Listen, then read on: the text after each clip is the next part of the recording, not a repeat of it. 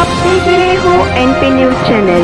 आपने अगर इस चैनल को सब्सक्राइब नहीं किया है तो जल्द ही सब्सक्राइब कीजिए। Thank you very much. हम कैंडल मार्च का लेकर चले गए। 1,500 लोगों के ऊपर केस। इम्तियाज जलील के साथ जिन जिन के नाम याद आ रहे थे, 29 लोगों के नाम के साथ 1,500 अनजान व्यक्तियों के ऊपर केस रजिस्टर हुआ। आप लोग सब कैंडल मार्च में थे?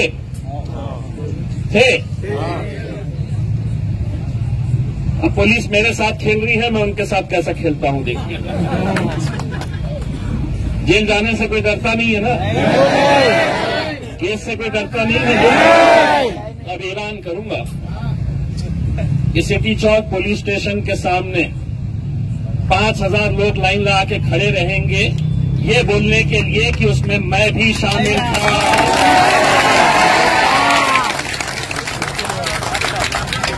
लाइन लगा के खड़े रहेंगे और अनजान कुछ नहीं है।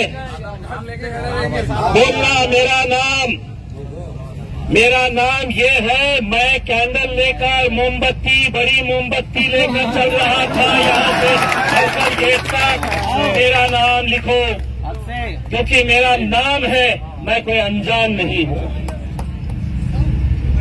तो मेरे खिलाफ करो, मैं 5,000 लोगों को पुलिस स्टेशन के सामने खड़े करूंगा। तुम सबको मेरे साथ चलना होगा। जमहूरियत के अंदर हमें इख्तियार नहीं है कि हम आंदोलन नहीं कर सके। सारे कानून तुम्हारे लिए बने हुए कि तुमने जो बोल दिया सो बोल दिया, और हमने खामोशी के साथ सर झुकाकर जी साहब आपने बोल दिए हैं, अब आंदोलन वापस करो। तो अब इम्तियाज जलील कहेगा हाँ, आप तो गृह मंत्री है, आपका सुनूंगा मैं। अरे चलिए, आपके जैसे कितने आए और कितने गए हैं। जिसके साथ रहती है हुकूमत उनके साथ रहती है, और औरंगाबाद की जनता इस मुद्दे के ऊपर एक है, एक ताकत के साथ खड़ी हुई है। एक दूसरी बात, अगर जोर जबरदस्ती से अगर ये आंदोलन को बंद करने की कोशिश की गई, मैं सरकार और प्रशासन को बताना चाहता हूं कि ये आंदोलन कुछ भी नहीं है। इससे बड़ा आंदोलन मैं खड़ा करूंगा अगर जबरदस्ती अगर इसे बंद करना।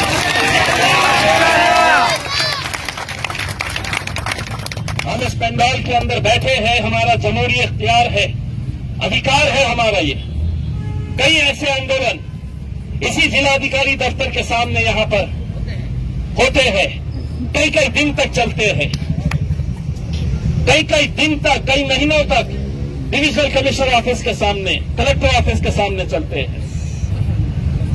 और हम किसके लिए? हम अपने जाति किसी काम के लिए नहीं बैठे हैं, हम अपनी पहचान को बचाने के लिए यहां पर बैठे हुए। मेरे भाइयों, मुझे भी मालूम है, पहले दिन जब बैठे तो बहुत सारे लोग बैठे, दूसरे दिन सुबह जोश में बहुत सारे लोग आए, दूसरे दिन उनकी तादाद घटी, तीसरे दिन घटी। फिर अब्दुल्ला भाई को किसी ने तंज मारकर कहा कि वहां पे तो लोग ही नहीं है, तो उन्होंने जवाब दिया 4 लगेंगे करके।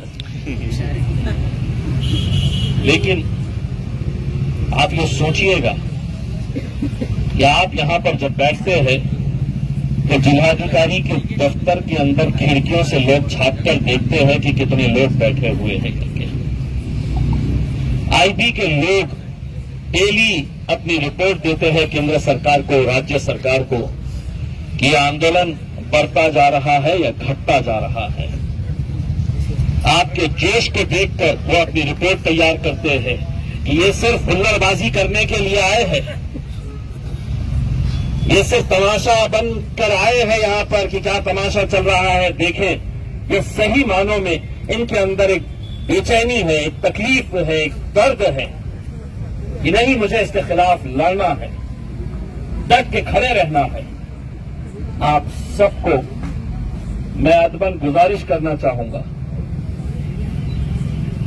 कि मैं रहूं ना रहूं, ये लड़ाई आप लोगों की, हम सब की लड़ाई है। हम सबको मिलकर इसको, हमें भी मतलब सुप्रीम कोर्ट के अंदर हमने अवैसी साहब के जरिए सुप्रीम कोर्ट के कुछ अच्छे लॉयर्स के साथ मीटिंग हमने रखवाई है दिल्ली में, उनके साथ हम डिस्कस करेंगे। लेकिन मैं बार बार जो बात कहता हूं, जो लोग मुझसे ये कहते हैं कि क्या हो गया है, क्या होगा, सरकार ने निकाल दिया है, ये आंदोलन की गूंज अदालत तक भी पहुंचनी चाहिए। ये आंदोलन की आवाज अदालत तक भी पहुंचनी चाहिए, वरना सरकारी वकील तो खड़े रहकर यूं कह देगा कि साहब कोई नहीं था विरोध करने वाला, हंसी खुशी लोगों ने कबूल कर लिया, हमने जब नोटिफिकेशन निकाला कोई सड़क पर नहीं आया, कोई आंदोलन नहीं हुआ, किसी तरह का किसी ने कोई विरोध नहीं किया। क्या होगा फिर? और लोग कहते हैं कि नहीं क्या होगा, क्या हासिल कर लेंगे, आप यहां पर बैठे हुए हैं, दिन दिन भर बैठे हुए हैं। मैं कितनों को कैसी कैसी बातें समझाऊंगा, मैं कितना समझाऊंगा, मुझे कोई शौक नहीं है। यहां के कोई हमारे जो जिम्मेदार यहां पर दिन भर मेहनत कर रहे हैं, वो ऐसे ही अपना वक्त जाया नहीं कर रहे हैं। कहीं न कहीं अदालत का फैसला भी इस आंदोलन से जुड़ा हुआ है। अदालत को भी ये पता चलना चाहिए कि हजारों की तादाद के अंदर रोज इकट्ठा होते हैं लोग, दिन और रात बैठे हुए हैं, पूरी मुहिम वो चला रहे हैं, पूरे अमन के साथ वो कर रहे हैं, उनके अंदर नाराजगी है। ये मैसेज जाना बहुत जरूरी है। मैं सिर्फ आप लोगों से यही कहूंगा कि मैं अगर दिल्ली में सुप्रीम कोर्ट के अंदर ये लड़ाई क्या कैसी हो सकती है, हाई कोर्ट के अंदर अभी मामला चल रहा है, हाई कोर्ट के अंदर भी 27 तारीख के दिन की जो डेट है उसमें हम क्या कर सकते हैं, इन सब बातों के लिए हमें वहां पर भी जाकर चर्चा करने की जरूरत है। मैं आप लोगों से यही गुजारिश करूंगा कि जब मैं इलेक्शन लड़ रहा था 2019 का, तो मैंने एक नारा दिया था कि हर कोई अपने आप को इम्तियाज जलील, मैं भी इम्तियाज जलील हूं। मैं अगर दिल्ली में बैठकर अगर कोई तस्वीर देखूं कि यहां पर महज 8, 10, 20 लोग बैठे हुए हैं, तो मुझे बहुत तकलीफ होगी इस बात की। और मैं अगर ये पंडाल भरा हुआ देखूं, मैं अगर इस सड़क के ऊपर लोगों का हुजूम देखूं, तो मुझे भी फख्र होगा कि एक इम्तियाज जलील वहां चला गया है, लेकिन इतने इम्तियाज जलील यहां पर मौजूद हैं।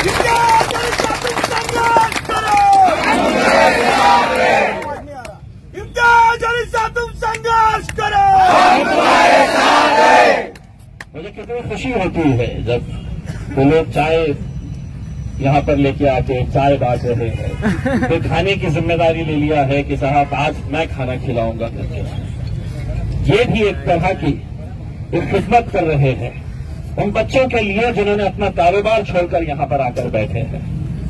आज हमारे ही बीच में लोग कहते हैं कि साहब कल का खाना मैं भेज रहा हूं। मैं भी चाहता हूं कि ये पब्लिक मूवमेंट बनना चाहिए इसमें, कि मैं नहीं आ सक रहा हूं तो चलिए जो बच्चा बैठा हुआ है उसको कम से कम मैं चाय पिलाऊं, उसको कम से कम मैं खाना खिलाऊं। ये पब्लिक मूवमेंट है, कोई हम किसी के दावत में नहीं आए हैं, किसी की शादी में या किसी का लंगर नहीं चल रहा है यहां पर। ये मूवमेंट बनना चाहिए उसमें। जब इस्तेमाल होता है तो आपने देखे कि हर इंसान अपने हिसाब से उसमें खिदमत करता है, कोई खुद जाकर वहां पर करता है, कुछ अनाज भेजता है, एक मूवमेंट रहता है। एक अच्छा काम के लिए मैं अपना हाथ बता रहा हूं, ये भी किसी तरह से एक ऐसा ही हमारा इज्तिमा है जिसके अंदर हम यहां पर आज आपको लग रहा होगा कि ये तो शहर का नाम बदला जा रहा है, इसका दीन से क्या लेना देना है। लेकिन आप समझ नहीं रहे हैं, ये तो सिर्फ शुरुआत है, ये सिर्फ शुरुआत है। कल अगर यही सरकार ने अपने आंकड़ों के बलबूते के ऊपर कि मेरे पास तो हुकूमत है, मैं अब फरमान जारी कर दूंगा कि अब अनीस के सर के ऊपर टोपी नहीं रहेगी, वो जब सड़क के ऊपर निकलेगा तो उसके सर पे टोपी नहीं रहनी चाहिए, क्योंकि यूनिफॉर्म सिविल कोड है, इस देश के अंदर अब अपनी मजहबी शिनाख्त तुम सड़क के ऊपर नहीं दिखा सकते और कर सकती है, क्योंकि हम तो मुर्दार हो चुके हैं, हम तो मर चुके हैं, हम तो जिंदा लाशों की तरह अपनी जिंदगी गुजार रहे हैं। हमें क्या लेना देना है?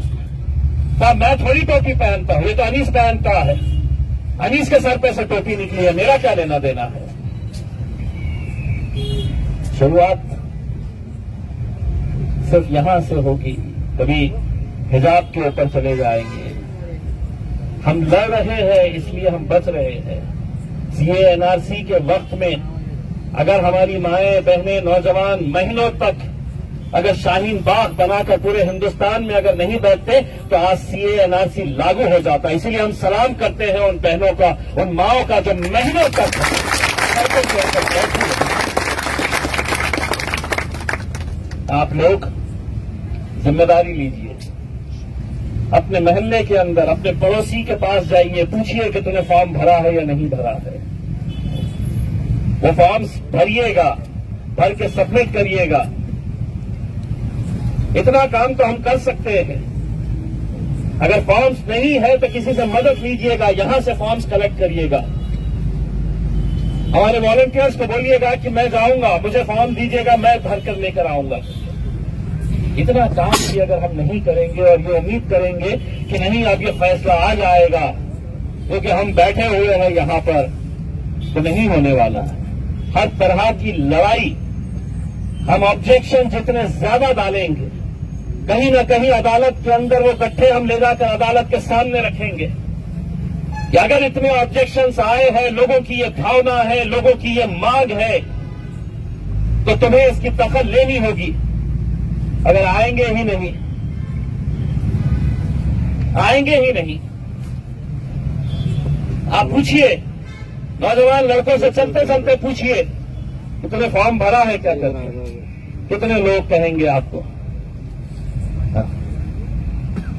निकलिए घरों के बाहर, अगर यहां नहीं बैठ रहे हैं तो जाइए पड़ोस में, अपने मोहल्ले के अंदर जाइए।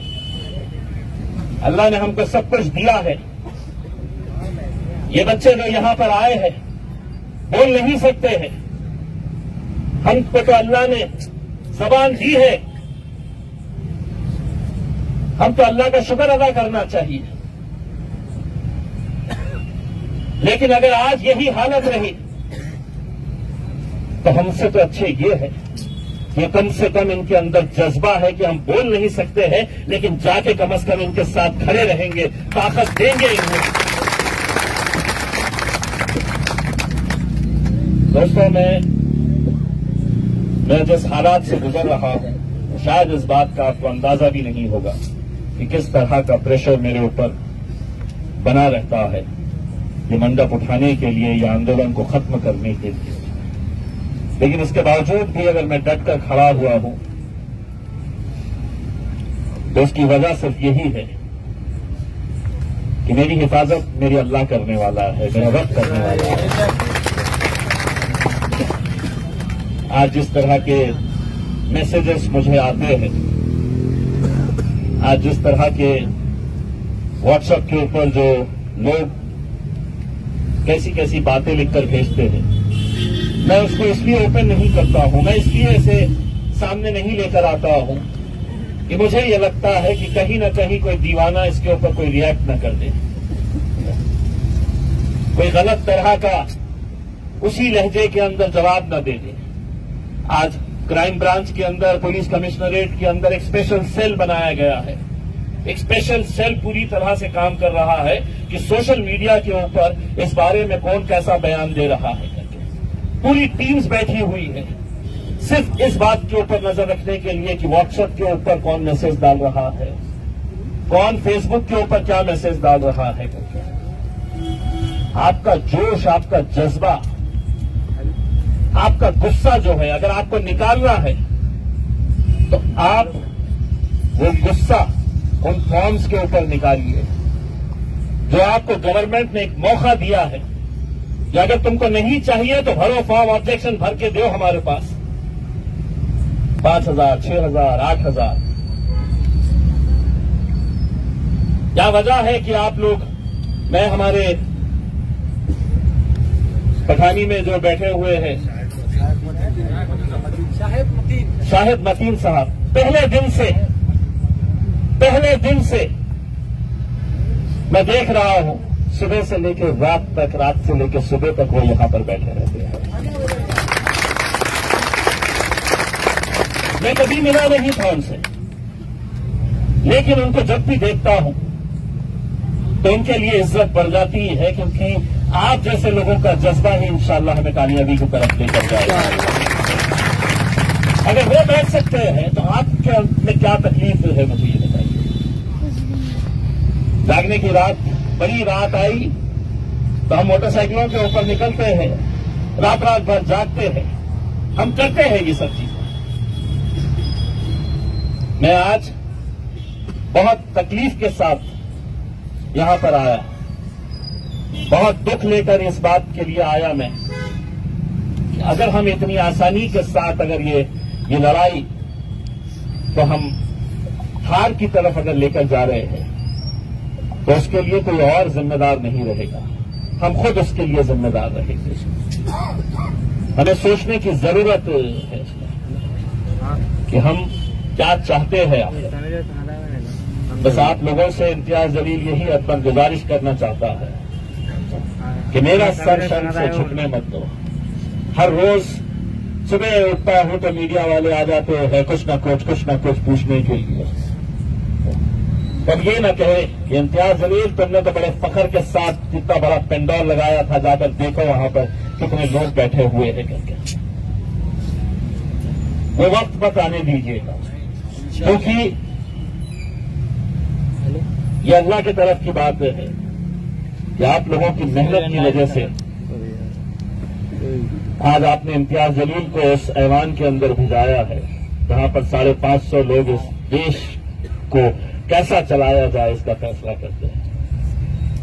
कल 2024 के अंदर मुझे मालूम है कि ये पूरे के पूरे एक साथ मिलने वाले हैं, पूरे के पूरे एक साथ जाने वाले हैं और सबके निशाने के ऊपर सिर्फ मैं रहने वाला हूं।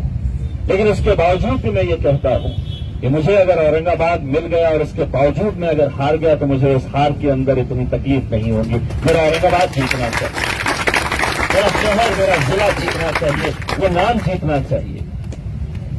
इज्जत का और जिल्लत का देने वाला तो खुदा है। नहीं रह के भी बहुत सारी इज्जत अल्लाह अगर देना चाहा तो दे सकता है। बस आप लोगों से यही अदबन गुजारिश है कि मैं परसों दिल्ली जाऊंगा। कल का एक दिन संडे है, बहुत सारे लोगों के पास छुट्टी होती है, कारोबार बंद होते हैं। आप अपना वक्त निकालिए, जितने ज्यादा रजिस्ट्रेशन हो सकते हैं वो रजिस्ट्रेशन करिए। अबुल हसन साहब ने खुद ने कितने हजारों की तादाद के अंदर रजिस्ट्रेशन करवाए हैं, बहुत सारे लोगों ने करवाए हैं। हमारे कॉर्पोरेटर्स को भी मैं ये बताना चाहूंगा, पूछना चाहूंगा कि कितने अपने अपने लेवल के ऊपर काम किए जा रहे हैं करके। हर एक की जिम्मेदारी समझ के इस काम को आगे बढ़ाइएगा। इंशाअल्लाह यकीनन हमें कामयाबी मिलेगी। यहाँ पर आके जब बैठता हूँ और बहुत सारे नौजवानों को सुनता हूँ, कितना अच्छा बोलते हैं। कहाँ है वो छोटे से साहब, चले गए माशाअल्लाह से। इन्हीं लोगों को सुनकर मुझे भी बोलने का अल्हम्दुलिल्लाह हुनर आ रहा है कि इतना अच्छा ये लोग बोलते हैं। लेकिन 2 दिन चूंकि विधानसभा को छुट्टी है,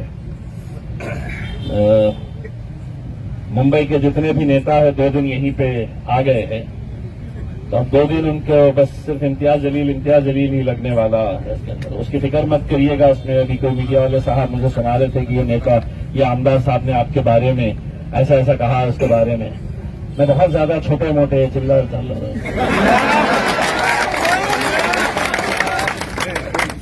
बहुत ज्यादा देता नहीं है। चिल्लर भी हो तो अपने मयार का का रहा तो फिर बात करने में भी मजा आती है। चिल्लर गिनती साहब अब दिल्ली में जाकर है तो अब छोटे मोटे नेताओं को तो बोलते हैं सीधा 2 ही लोगों से बात होगी, मोदी अमित शाह, बस बाकी और किसी को नहीं। यही दो लोगों को, अब जब उनको करते हैं तुम्हारे बाप के बाप को हम आगे धरते हैं तो तुम्हारी क्या है? तुम्हारी औकात है कि हम तुम्हारे को गिनेंगे करके, हम उनको नहीं गिन रहे हैं तो कम क्या चीज है कि खेत की मिली।